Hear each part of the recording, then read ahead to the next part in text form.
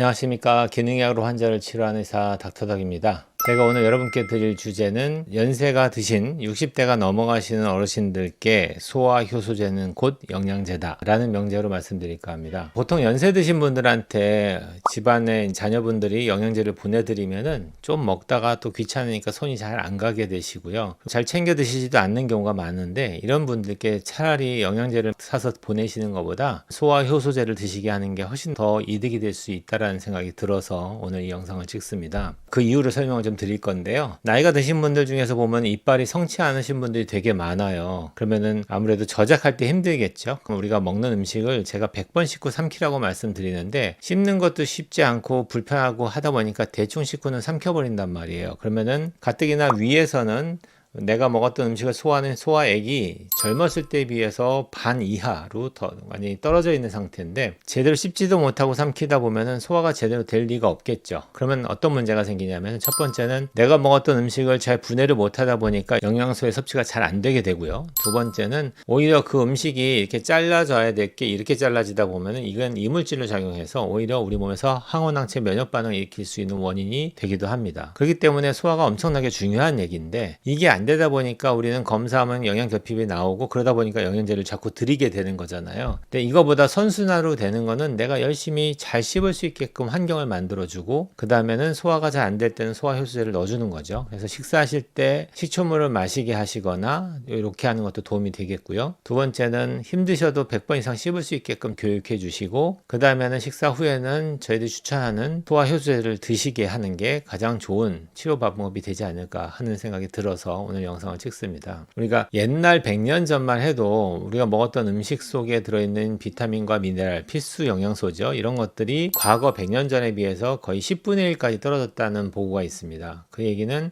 옛날에 밥 한 공기를 먹었을 때 들어오는 영양소가 지금은 10공기를 먹어야지 들어올까 말까 한다는 얘기예요.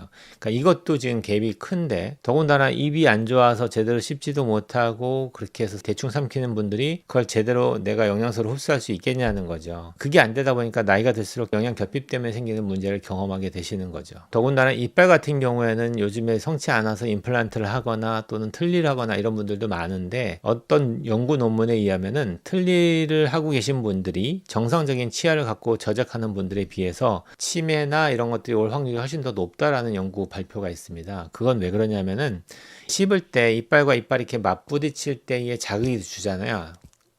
이렇게 씹을 때요. 근데 그 자극이 이빨 뿌리를 통해서 신경이 뇌로 전달돼서 뇌에 자극을 준다는 얘기예요. 근데 이 자극이 둔화되고 적어질수록 훨씬 더 치매 확률이 높아진다고 보는 거죠. 그래서 이빨 건강이 되게 중요한 겁니다. 여러분들도 가급적이면은 힘드셔도 열심히 씹을 수 있게 노력하시면 좋을 것 같고요. 그리고 식사하실 때 산의 분비를 촉진시킬 수 있게끔 식초물이라든지 또는 발사믹 식초나 이런 것들 식사하실 때 드실 수 있게 교육해 주시고, 그리고 식사가 끝나면은 저희들이 추천하는 두 가지 소화 효소제 중에서 꼭 챙겨서 드실 수 있게 하셨으면 좋겠습니다. 첫 번째는 더 뉴트라라는 회사에서 나온 뉴라임인데요. 이 뉴라임 안에는 글루텐 분해 효소가 들어있기 때문에 혹시라도 밀가루 음식을 먹거나 하신 분들한테도 큰 도움이 될 수 있겠고요. 그 다음에 다이제스자임이라고 있는데, 여기에는 지방, 단백질, 탄수화물에 관련된 모든 성분들을 잘 분해할 수 있는 효소들이 다 들어있습니다. 그래서 이 둘 중에 하나를 선택하셔서 일단은 식사 때마다 꾸준하게 드시는 게 오히려 여러 가지 영양제를 막 챙겨서 먹는 것보다 훨씬 더 간편하면서도 기본적으로 내가 음식을 통해서 들어오는 영양소를 잘 흡수할 수 있는 유일한